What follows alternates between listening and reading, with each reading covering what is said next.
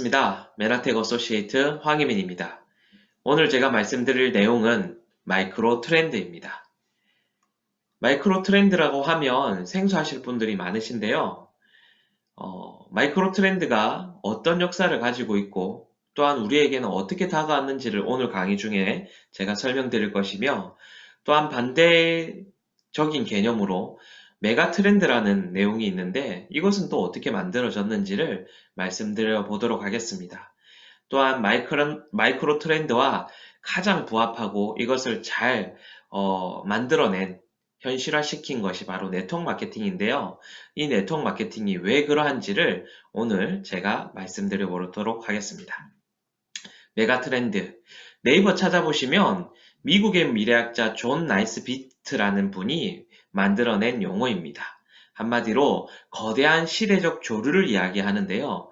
이 메가 트렌드에 의해서 1970년도 때 많은 기업들은 규모를 키워나가기 시작했습니다. 조그만한 중소기업들도 웬만하면 합병, 인수를 통해서 규모를 키웠고, 또한 거대 기업이 되어야 이러한 경쟁 시대에서 살아남을 수 있다라는 존 나이스비트의 메가 트렌드의 책에 의해서 규모를 크게 키워나갔죠. 근데 그와 반대되는 용어가 바로 마이크로 트렌드인데요. 마이크로 트렌드, 어려우시겠지만 간단하게 말씀드려서 사람이 한 사람 모여서 거대한 권력과 힘과 능력을 가진다라고 보시면 될 것 같습니다. 자, 그러면 아래 보이시는 두 분을 보시면 한 분은 우리가 잘 알고 계시는 분일 겁니다. 오른쪽에 계신 분은 바로 엘빈 토플롯인데요. 왼쪽에 보이시는 분이 바로 존 나이츠비츠입니다. 이분 같은 경우는 박근혜 대통령 시절 때 한국을 방문하기도 하셨습니다. 미래학자시고요. 이분의 책도 유명하지만 저는 이 엘빈 토플러가 지금 이 시대를 가장 잘 반영하는 책을 지었다라고 말씀드리고 싶어서 이렇게 사진을 들고 나왔습니다. 혹시 사장님들 이런 책 다 읽어보셨습니까? 미래의 충격, 제3의 물결, 권력이동, 부의 미래, 불황을 넘어서. 이 책을 다 읽어보시면 미래의 충격? 내 삶이 충격인데 무슨 미래의 충격? 제3의 물결? 뭔가 넘실내는 물결인가? 권력이동? 나는 권력과는 아무런 상관이 없는데 라는 생각으로 이 책을 안 읽으실 수도 있겠지만, 이 책을 다 읽어보시면 안에 무슨 내용을 이야기하냐면 마이크로 트렌드를 이야기하고 있습니다. 실질적으로 존 나이트비츠가 메가 트렌드라는 책을 1970년대 때 펴냈고, 1970년대에는 많은 기업들이 덩치를 키워나가면서 메가급으로 대기업 규모로 커나가고 있을 때 1970년대 미래 충격이라는 책을 엘빈 토플러가 써냈는데요. 그 책의 내용인 즉슨 지금 대기업들아, 소비자들 중심으로 만들어지는 그 권력이, 그 힘이 당신들에게 충격으로 다가올 것이다 라는 내용이 미래의 충격이라는 내용이고요. 제3의 물결은 이러한 소비자 중심으로 만들어진 엄청난 힘들이 쓰나미처럼 몰려올 것이다 라는 내용이 제3의 물결이라는 내용이고, 권력이동은 소비자를 중심으로 형성된 마이크로 트렌드, 즉 그 소비자 중심으로 형성이 된 유통 채널이 권력이 대기업에서 그러한 유통 채널로, 소비자 중심의 유통 채널로 이동한다는 내용을 적은 책이 바로 권력이동입니다. 또한 부의 미래는 소비자 중심으로 엮여진 유통 채널이 결국은 미래의 부를 가져간다는 내용이 적혀 있고요. 이 책에서는 실질적으로 소비자 중심으로 만들어진 유통 채널, 즉 그 중심에 있는 프로덕트와 컨슈머를 같이 병행하고 있는 프로슈머, 즉 프로슈머 경제가 없이는 미래는 단 10분도 존립하지 못한다라는 충격적인 내용을 부의 미래에서는 이야기를 하고 있습니다. 또한 2009년에 작고하시기 전에 펴내셨던 불황을 넘어서는 이제는 2008년도에 서브프라임 모기지로 인해서 대기업화는 물을 건너갔다. 이제는 막을 내렸다. 그리고 모든 국가들이 다음 미래 세대의 먹거리를 찾고 제도 개편을 한다면 반드시 소비자 중심으로 이루어진 유통 채널에 제도 개편을 하고 법을 마련하고 그러한 방향성을 잡아라는 내용이 불황을 넘어서라는 책에 적혀 있습니다. 참 우리가 지금 하고 있는 일에 대해서 엘빈 토플러는 미리부터 이야기를 있다라는 것이 이 책에 나와 있는데요. 실질적으로 메가 트렌드를 넘어서 마이크로 트렌드로 넘어갈 수 있었던 가장 큰 역할을 했던 사건이 바로 2008년도의 서브프라임 모기지입니다. 리먼 브라더스 GM, 세계에서 알아주는 대기업이었죠. 근데 이 대기업이 덩치만 키웠지 소비자 중심으로 흘러가는 그런 유통 채널과 힘과 변화는 알아채지 못했습니다. 결국은 서브프라임 모기지가 일어났던 일도 소비자의 성향을 파악하지 못했기 때문에 일어났던 일이었거든요. 결국은 이러한 서브프라임 모기지로 인해서 마이크로 트렌드는 더욱 가속화가 되었고요.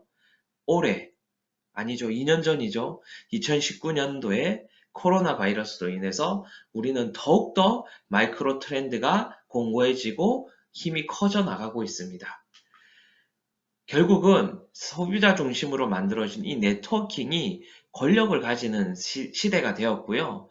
그것이 곧 돈이 되는 시대가 되었고 또한 자산이 되는 시대가 되었습니다. 간단한 예로 유튜버, 블로거, 그리고 페이스북 이러한 분들도 거의 대부분 뭐냐? 대기업 중심으로 만들어진 유통 채널이 아니라 개개인이 힘을 가지는 유통 채널이죠. 네트워크 마케팅도 마이크로 트렌드를 가장 잘 반영하고 그리고 또한 표현해내는 유통 채널이라고 할 수 있겠습니다. 그러면 네트워크 마케팅 중에 무엇을 선택해야 될 것인가? 엘빈 도플러의 부의 미래 책을 읽어보면요. 의료 분야의 프로슈머가 앞으로 뜰 것이다라고 이야기를 하거든요. 근데 그 책을 자세히 읽어보시면은 병을 치료하는 식품을 가진 프로슈머가 결국은 소득을 가져갈 거라고 이야기를 합니다. 병을 치료하는 식품. 우리가 알고 있기로는 병을 치료하는 것은 약인데 식품이 있다라는 거죠. 그러면 반대로 돌려서 병을 치료하는 식품을 가진 네트워크 마케팅 회사는 앞으로 큰 부를 가져올 것이라는 것이 예상이 됩니다. 그러면 병을 치료하는 식품이 무엇일까요? 과학적인 여러 가지 팩트데이터를 살펴본 바 네이처지나 셀즈에서도 다들 무엇을 이야기하고 있느냐? 세포 표면의 섬모를 이야기하고 있습니다.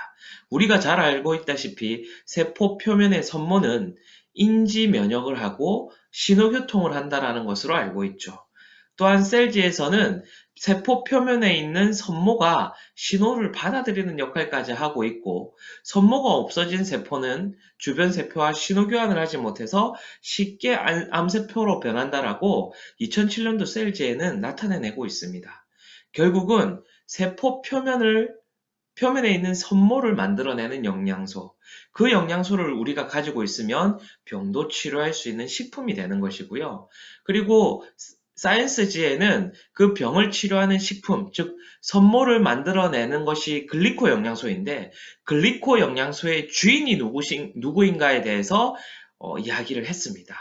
잘 보시면 누가 글리코 바이올로지의 주인이냐라는 제목에 메나테크의 엠브로토스가 들어가 있습니다. 이건 정말 어메이징한 내용입니다. 왜냐고요? 누가 비타민C의 주인인가 해가지고 우리나라의 유재석이 선전하는 고땡 은단에 비타민C가 올라가 있다라고 한번 쳐보시죠. 그것도 사이언스지에.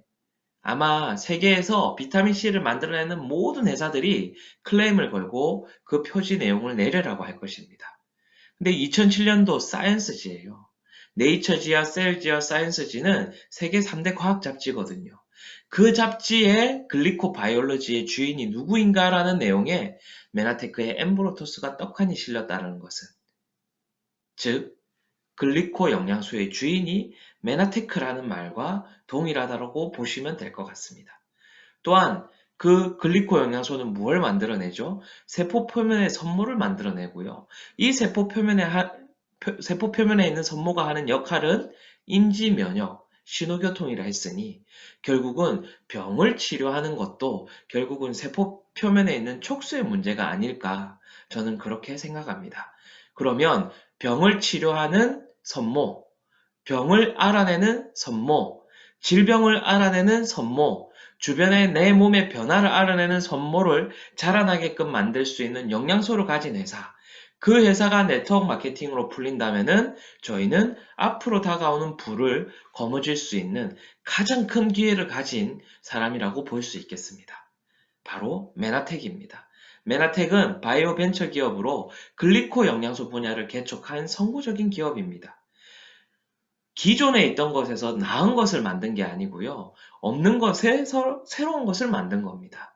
그래서 저희 회사는요. 위키피디아에 검색을 해보시면 산업 분야가 의학, 대체, 웰니스입니다. 의학, 한마디로 약이 대체할 수 없는 곳에 웰니스를 대체할 수 있는, 웰니스로 대체할 수 있는 분야를 저희는 산업 분야로 택하고 있죠.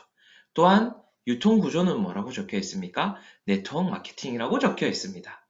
즉, 엘빈 토플러가 말한 병을 치료하는 식품을 가진 의료 분야의 브로슈머가 메나텍이라는 것.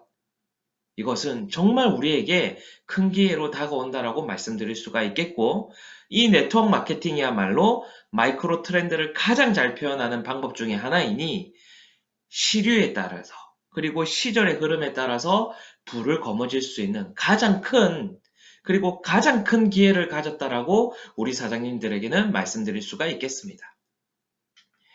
이 엠브로토스는 약에서 만든 것이나 화학물을 첨가한 것이 아니라 전 세계 600여 개의 약용식물을 분석하고 그곳에 있는 글리코 영양소를 뽑아내어서 추출한 제품입니다. 병을 치료하는 식품과 일맥상통하는 내용이라고 저는 볼 수 있겠습니다. 그럼 이걸 가지고 어떻게 우리가 사업을 펼쳐나가는가? 이제 메나테크의 글로벌 원 그룹에 이 사업을 펼쳐나갈 수 있는 가장 쉬운 방법을 컨텐츠화했습니다. 바로 TLP인데요. 이 TLP는 어떤 컨텐츠가 있는가? 코로나로 인해 가지고 재정적으로 위기를 겪는 사람들에게는 그 위기를 탈피할 수 있는 재정적인 컨텐츠, 즉 TLP1에 대해서 설명을 하고 있고요. 솔루션을 제공하고 있고요. 또한 코로나 바이러스로 인해서 면역에 대해서 굉장히 관심을 가지고 있는 사람이지만 솔루션이 없다라면은 그들에게 솔루션을 제공할 수 있는 TLP2, 즉 럭키박스를 체험할 수 있는 컨텐츠를 TLP는 담고 있습니다. TLP1과 TLP2를 통해서 저희는 TLP 머니를 벌 수 있는데요. 이 TLP 머니야말로 바로 프로슈머, 즉 소비를 하지만 소비가 소비로만 끝나는 것이 아니라 소비가 곧 소득으로 돌아올 수 있는 진정한 프로슈머를 만들 수 있는 가장 쉬운 방법이 저는 바로 TLP라고 말씀드리고 싶습니다. 사장님들, 병을 치료하는 식품에 이어서 이 회사가 네트워크 마케팅 구조로 모든 유통을 풀고 있고, 메나테크의 글로벌 원 그룹은 이 네트워크 마케팅을 가장 쉽고 빠르고 확장력 있게 만들 수 있는 콘텐츠까지 담아놨으니 이 삼박자가 만나서 우리에게는 가장 큰 부의 기회를 가져올 수 있다라고 저는 확신합니다. 사람들이 지금 너무나 많이 TLP에 열광하고 있는데요. 이유가 뭐냐면 너무 재밌고 너무 쉽고 너무 복제가 빠르다는 겁니다. 바로 컨텐츠화 되어 있다는 건데요. 20세기 왜 미국이 세계를 제패했습니까? 유니버셜 스튜디오, 디즈니, 헐리우드라는 컨텐츠로 미국은 세계를 제패했고요. 21세기는 한국이 컨텐츠로 세계를 제패하고 있습니다. BTS나 기생충, 얼마 전에는 미나리라는 영화가 골든글로브상을 받았다고 합니다. 한류, 즉 세계의 한국을 좋아하는 사람들이 넘쳐나고 있습니다. 이 컨텐츠화된 이 한국의 문화가 세계에 엄청난 돈을 벌어들이고 있고요. 이제는 네트워크 마케팅이 시류가 되었고 여기에서 글로벌 원이 가진 TLP라는 컨텐츠는 반드시 미래에 다가올 불을 거머쥘 수 있는 가장 좋은 컨텐츠라고 말씀드리고 싶습니다. 우리 사장님들 변화하십시오. TLP를 통해서 한번 변화를 한번 해보십시오. 그리고 선택을 해보시고 인생의 변화를 가져가시는 그러한 멋진 사장님들 되셨으면 좋겠습니다. 오늘 저희 강의 끝까지 들어주셔서 감사하고 다음에 또 뵙도록 하겠습니다. 수고하셨습니다.